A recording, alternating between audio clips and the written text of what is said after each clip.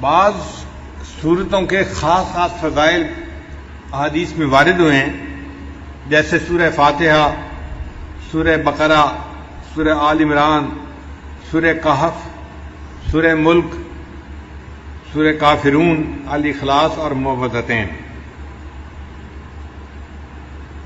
حضرت برار رضی اللہ عنہ روایت کرتے ہیں، ایک صحابی تھے جو اپنے گھر میں سورہ کہف کی تلاوت اونچی کر رہے تھے۔ ان کے گھر کا صحن چھوٹا تھا، گھوڑا بھی بندھا ہوا تھا اور چارپائی کے اوپر ان کا بیٹا بھی لیٹا ہوا تھا، سویا ہوا تھا۔ اب ان کا دل چاہتا تھا کہ وہ اونچی تلاوت کریں، جہر سے تلاوت کریں۔ جب وہ جہر سے تلاوت کرتے تو گھوڑا بدکتا تھا اور ان کو ڈر ہوتا یہ گھوڑا کہیں میرے بیٹے کو لات نہ مار دے، تو وہ آہستہ پڑھتے تو گھوڑا بھی پرسکون ہو جاتا۔ پھر طبیعت میں جوش آتا، شوق اٹھتا، پھر دل چاہتا کہ اونچا پڑھیں، پھر گھوڑا بدکنے لگ جاتا۔ یہی ساری رات ہوتا رہا۔ جب صبح کا وقت ہوا، انہوں نے دعا کے لیے ہاتھ اٹھائے تو انہوں نے دیکھا کہ کچھ بادل سے ہیں جن کے اندر روشنیاں ہیں، اور یہ روشنیاں ان کے سر سے دور آسمان کی طرف جا رہی ہیں۔ پھر وہ نبی علیہ السلام کی خدمت میں حاضر ہوئے، فذکر ذلک للنبی صلی اللہ علیہ وسلم۔ انہوں نے نبی علیہ السلام کے سامنے یہ پوری رات کا قصہ بتایا تو نبی علیہ السلام نے فرمایا کہ یہ اللہ تعالیٰ کے فرشتے تھے جو تمہارے قرآن کی تلاوت سننے کے لیے تمہارے قریب آ گئے تھے۔ اگر تم تلاوت کرتے رہتے تو مدینے کے لوگ اپنی آنکھوں سے اللہ کے فرشتوں کو دیکھ لیتے۔ تو سورہ کہف کی تلاوت سننے کے لیے اللہ کے فرشتے آسمانوں سے نیچے اتر پڑے۔ ابو درداء رضی اللہ عنہ روایت کرتے ہیں، من حافظ 10 آیات من اول سورۃ الکہف، کہ جس بندے نے سورہ کہف کی پہلی 10 آیات کو یاد کر لیا، اسم من فتنۃ الدجال، اللہ تعالیٰ اس کو دجال کے فتنے سے محفوظ فرما لیں گے۔ پھر معاذ رضی اللہ عنہ فرماتے ہیں کہ نبی علیہ السلام نے ارشاد فرمایا، من قرأ اول سورۃ الکہف وآخرها کانت لہ نورا من قدمہ الی رأسہ، کہ جس نے سورہ کہف شروع میں تلاوت کی اس کے لیے قدموں سے لے کے سر تک نور ہوگا۔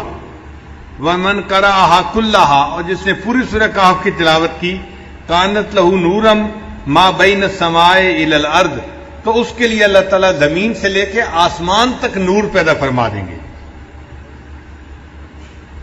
سیدہ صدیقہ رضی اللہ عنہا فرماتی ہیں، من قرأ من سورۃ الکہف 10 آیات، جس نے سورہ کہف میں سے 10 آیات پڑھیں عند منامہ، سونے سے پہلے، اسم من فتنۃ الدجال، اللہ تعالیٰ اس کو دجال کے فتنے سے محفوظ فرمائیں گے۔ ابن عباس نے فرماتے ہیں کہ نبی علیہ السلام نے ارشاد فرمایا، سورۃ الکہف تدعی فی التوراۃ حائل، کہ سورہ کہف کا نام تورات کے اندر حائل تھا۔ حائلہ، حائلہ کیا مطلب؟ حائل ہونے والی، یعنی یہ بندے اور قبر کے عذاب کے درمیان حائل ہونے والی صورت ہے، بندے اور شیطان کے درمیان حائل ہونے والی صورت ہے۔ عبداللہ رضی اللہ عنہ فرماتے ہیں، قال رسول اللہ صلی اللہ علیہ وسلم، کہ نبی علیہ السلام نے ارشاد فرمایا، البیت الذی تقرأ فیہ سورۃ الکہف، وہ گھر جس کے اندر سورہ کہف کی تلاوت کی جاتی ہے، لا یدخلہ شیطان تلک اللیلہ، اس رات شیطان اس گھر کے اندر داخل نہیں ہو سکتا۔ یعنی جو بندہ رات کو سورہ کہف تلاوت کر لے گا، اس گھر کے اندر شیطان رات کو داخل نہیں ہو سکتا۔ آپ اندازہ لگائیے اس سورت کی کتنی عظمت ہے کہ جس گھر میں رات کو پڑھی جائے شیطان رات کو داخل نہیں ہو سکتا، تو بھئی اگر دن میں پڑھی جائے گی تو دن میں بھی داخل نہیں ہو سکے گا، اور جس گھر کے لوگ پڑھیں گے وہ فتنہ دجال سے محفوظ رہیں گے۔ اس سورت کو یاد کرنا اور اس کی کثرت سے تلاوت کرنا یہ بہت فائدے کی بات ہے، اسی لیے جمعہ کے دن اس سورت کا پڑھنا اور بھی زیادہ ثواب کا باعث ہے۔ شیطان رات کو داخل نہیں ہو سکتا، تو بھئی اگر دن میں پڑھی جائے گی تو دن میں بھی داخل نہیں ہو سکے گا، اور جس گھر کے لوگ پڑھیں گے وہ فتنہ دجال سے محفوظ رہیں گے۔ اس سورت کو یاد کرنا اور اس کی کثرت سے تلاوت کرنا یہ بہت فائدے کی بات ہے. اسی لیے جمعہ کے دن اس سورت کا پڑھنا اور بھی زیادہ ثواب کا باعث ہے. نبی علیہ السلام نے ارشاد فرمایا کہ سورہ کہف کو جمعہ کے دن تلاوت کیا کرو.